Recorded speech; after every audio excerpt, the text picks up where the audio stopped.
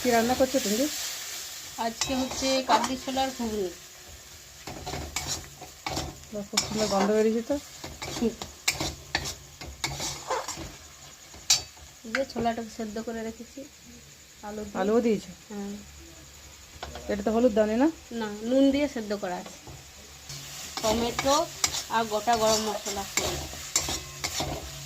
মনে হচ্ছে মাংস কষা হচ্ছে, সত্যি কিন্তু খুব ভালো গন্ধ বেরিয়েছে কিন্তু। এটা ভালো করে, এটা আর কি করবে?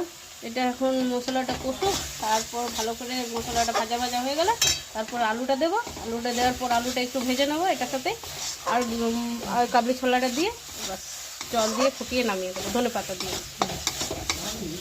সে কিছুর সঙ্গে হবে? রুটির সঙ্গে না লুচি? রুটি লুচি দুটোর সাথেই হবে। কি করবে তুমি আজকে? আমি তো দুটোই করবো আজকে। রুটি কি খাবে?